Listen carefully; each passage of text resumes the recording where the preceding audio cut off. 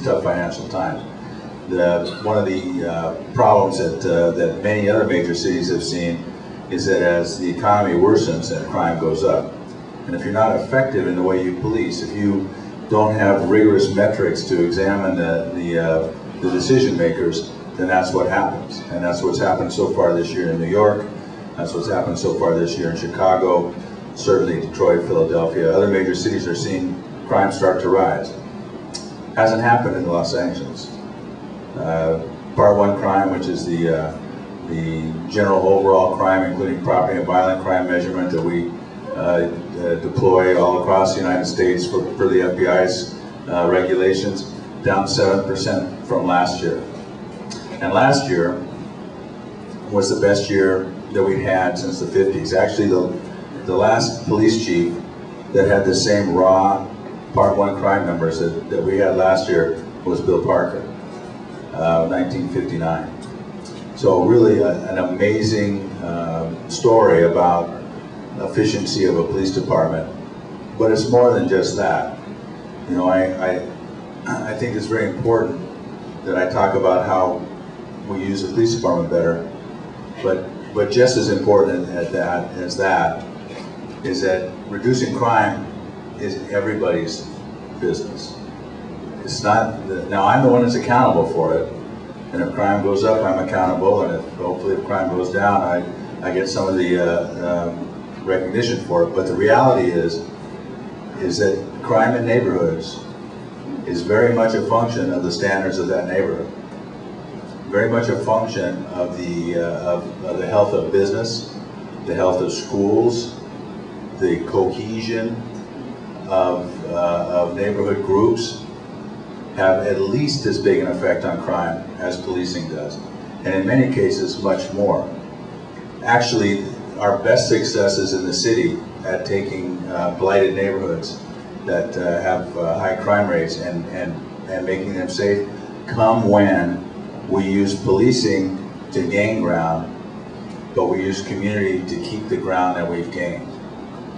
And you do that by having groups just like this one, by having schools like this one that are effective and that have decent graduation rates and that have solid after-school programs. You do it by having healthy business that has that allows a flow of employment and also keeps activity up, not only in the parks but on the streets. You know, the breeding ground of crime is the absence of good people doing good things. You know, people conducting business, going to school, using their parks for recreation, that keeps places safe.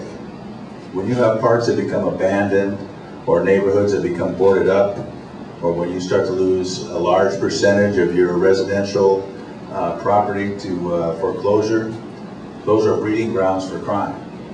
So just as important as a strong police department is a strong community, and in fact, it's my belief that they feed on each other. And that if I can do my job to help you to build a better community, then we help each other, and crime goes down, and community improves, and businesses improve, and schools improve, and the quality of life for everybody improves. So it's a huge connection, and it's something that many times, you know, all bureaucracies, and you know, much as I love the Los Angeles Police Department, it is a bureaucracy. All bureaucracies are self-aggrandizing when it comes to whatever their goals are. But I try not to do that, because I recognize that I can't get anywhere near where I want to go without you. And it works both ways. So that's a little bit about what I think. I can certainly go into the details of the budget, but there's this huge stack of green paper over here. and I really, you know, I'll tell you a secret about being police chief, and at least from my perspective, I get really tired of hearing what I have to say. Now, maybe that's not the same for you, but when I come to meetings, I really want to hear what you have to say, and the only way that usually works is if we do the questions. So, you know, I think I'll close with this. You know, this police department is all about its people. It always has been.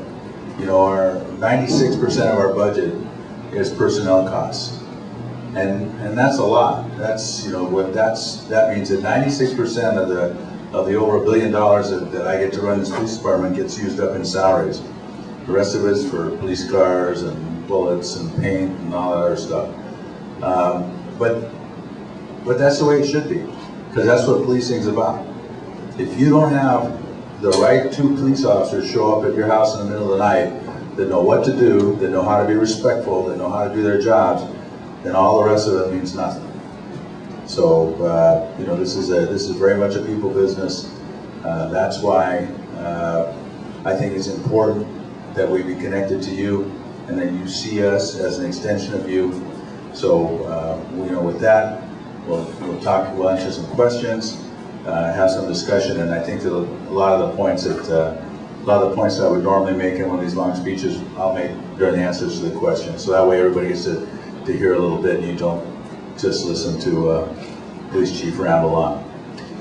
So thank you so much for inviting me. So I can tell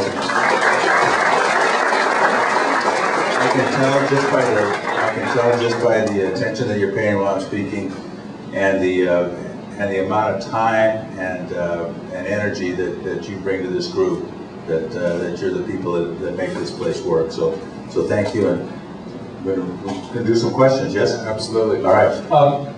A couple things. First off, if I don't ask your question tonight, it's either because Richard stopped and I didn't get to your question, or there's a few questions in here that I can't read.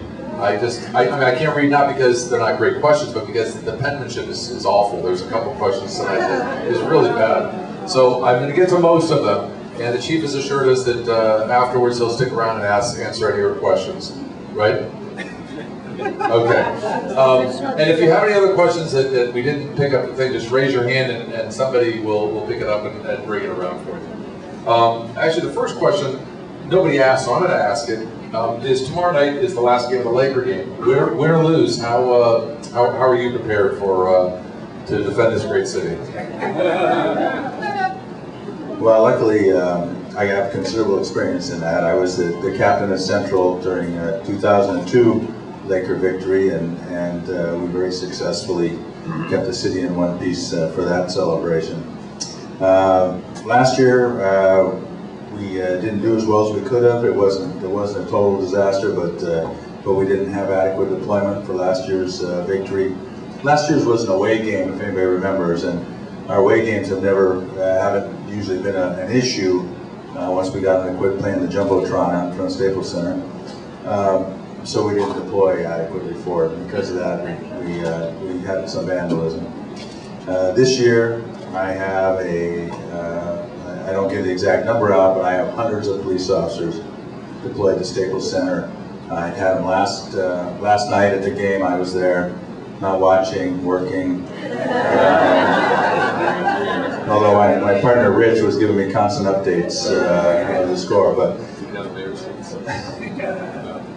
Okay. So we are prepared, and I will be there. And if it doesn't work out, you can blame me. That would be great. I have 4 questions about this, a similar item from Norma Rosen. We start off with the easy questions, by the way, first. Norma, if you want to stand up, you can. If you don't, that's fine. Another one is from Concerned Citizen. The next one is from Dan Anderson and Francine. So Norma kind of paraphrases it the best, but I will get into the nuts and bolts of the other ones. Are you in favor of boycotting Arizona? Have you read the Arizona legislation? Why don't you enforce the immigration laws? What is your stance on the law, like the one that was passed in Arizona, regarding people showing paperwork providing proof of legal status? And then our city council decided that